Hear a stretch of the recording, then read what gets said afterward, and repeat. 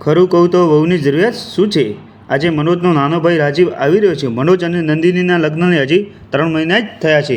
રાજીવ લગ્ન થતાની સાથે જ તરત બેંગ્લોર જતો રહ્યો હતો, કારણ કે લગ્નની તૈયારીઓમાં તેના ઘણા પ્રોજેક્ટ બાકી રહી ગયા હતા અને તેની ઇન્ટરનલ પરીક્ષાઓ પણ શરૂ થવાની હતી. પરીક્ષાઓ પછી રજાઓ પડી છે, તેથી તે ઘરે આવ્યો. પાપાજી નમસ્તે કહેતા રાજીવ તેના પિતાના પગે સ્પર્શીને ઘરમાં પ્રવેશ કરી છે. પછી મમ્મીના પગ સ્પર્શીને પૂછે છે, મમ્મી, દીદી અને ભાભી ક્યાં છે? મમ્મી કહે છે, આવી ગયો મારો દીકરો, ખુશ રહો. સુબી દીદી તેના રૂમમાં છે અને ભાભી રસોડામાં છે. અરે નંદિની, જો તારો દિયર આવ્યો છું, જરા ચા બનાવી દે અને 1 કપ મારા માટે પણ બનાવજે. રાજીવ નંદિનીના પગ સ્પર્શવા લાગે છે તો નંદિની કહે છે, ભૈયા, હું એટલી મોટી નથી, તમે મારા પગ ન સ્પર્શો, પણ નમસ્તે, હાય, હેલો ચાલશે. તેમ છતાં રાજીવ પગ સ્પર્શે છે, કારણ કે તેની પોતાની ભાભી સાથે લગભગ દરરોજ વાતો થતી હતી અને નંદિની જે રીતે તેની સાથે વાતો કરે છે તે રાજીવ ખૂબ જ પોતી કોપન્સ અને સારું લાગે છે. નંદિની ચા અને પકોડા લઈને આવે છે. ભૈયા, નાસ્તો કરી લો કહીને રાજીવને અવાજ લગાવે છે. જે તેની દીદી મળવા ઉપરના રૂમમાં ગયો તો ભાભી, નાસ્તો ઉપર જ લઈ આવો, હું અને રાજીવ સાથે જ કરી લઈશું. સુબીએ અવાજ લગાવ્યો, સારું દીદી, એમ કહીને નંદિની નાસ્તો લઈને ઉપર આવે છે, પરંતુ સીડીમાં જ રાજીવ નાસ્તો લઈ લે અને નંદિનીને કહે છે, ભાભી, હું આવી જાત, તમે શા માટે તકલીફ લીધી? તમે પણ આવો, અમારી સાથે નાસ્તો કરો. અરે તકલીફ કેવી? તમે બંને નાસ્તો કરો, હું પછી કરી લઈશ. પહેલાં તમારા ભાઈને ઓફિસ માટે લંચ આપી દઉં. એમ કહેતા નંદિની નીચે ઉતરવા લાગી. ત્યારે જ મનોજનો અવાજ આવ્યો, નંદિની, મારો શર્ટ ઇસ્ત્રી નથી કર્યો, શું પ્લીઝ ઇસ્ત્રી કરી દે?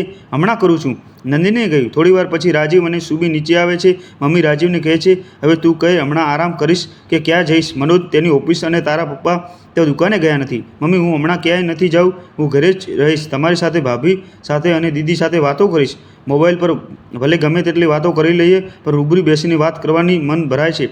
ભાભી, તમે પણ આવો, રાજીવ કહે છે. અરે નંદિની હમણાં જ કપડાં ધોશે અને પછી બપોરના જમવાની પણ તૈયારી કરવાની છે. ત્યાં સુધી તો મારી સાથે અને સુબી સાથે વાત કરી લે. મમ્મીએ કહ્યું, ના મમ્મી, હું હમણાં નહીં બેસી શકું, મારે પાર્લર જવું છે. ભાઈના લગ્ન પછી હેર કટિંગ નથી કરાવવી, સમય લાગશે. રાજીવ, તું મમ્મીની સાથે જ બેસશે. સારું મમ્મી, હું ચાલું છું. એમ કહીને સુબી પાર્લર જતી રહે છે. સારું, ઠીક છે મમ્મી, તો પછી હું થોડીવાર સૂઈ જાઉં છું, મુસાફરીનો થાક પણ છે. એમ કહીને રાજીવ સુવા જ જતો રહે છે. રાજીવની ઊંઘ તેની મમ્મીના અવાજ લાગવાથી ખુલે છે.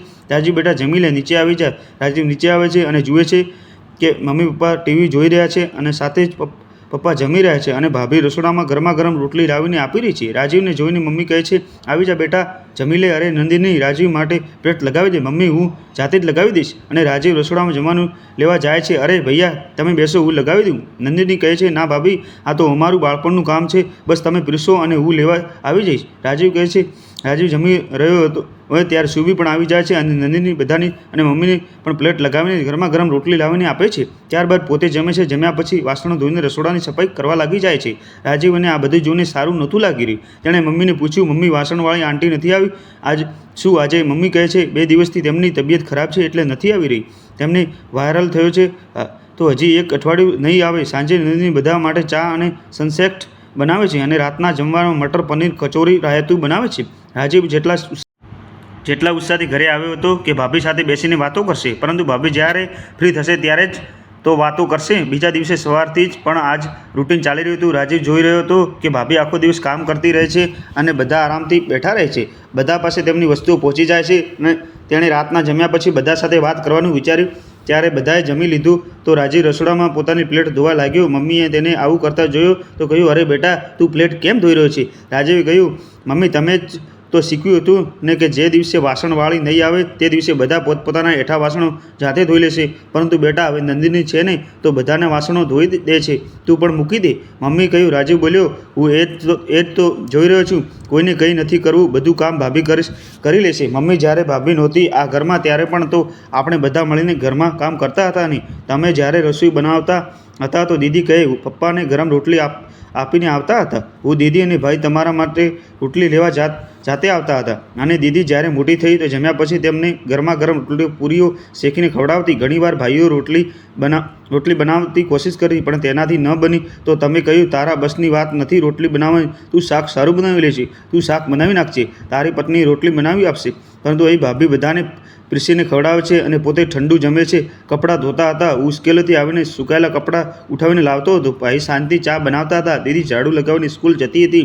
જે દિવસે વાસણવાળી નહોતી આવતી તે દિવસે અમે ત્રણેય ભાઈ બહેન અને પપ્પા પોતપોતાના એઠા વાસણો જાતે ધોતા હતા. આ રીતે જ બધા કામ મળીને કરતા હતા. ક્યારેક આમાંથી જેની પાસે પણ ભણતર સિવાય કોઈ એક્સ્ટ્રા ટાઈમ હોય તો કોઈ પણ કામ એમ ત્રણેય તમારી સાથે કરાવી લેતા હતા. પરંતુ હવે ભાઈ પોતાની નાની નાની વસ્તુઓ માટે ભાભી પર નિર્ભર થઈ ગયા છે. દીદીએ પણ તેમના રૂમમાં જમવાનું જોઈએ. ભાભીની મદદ કરવી તો દૂરની વાત, નંદિની બધું જોઈ સાંભળી રહી હતી. તે રાજીવને રોકવા માંગતી હતી, પરંતુ તેની હિંમત જ ન થઈ. મમ્મી કહે છે, વહુનું કામ ઘર સંભાળવાનું હોય છે. મેં પણ સંભાળ્યું હતું. હા માં, ઘર સંભાળવાનું હોય છે, પણ બાકીના લોકોનું કામ મદદ કરવાનું પણ હોય છે.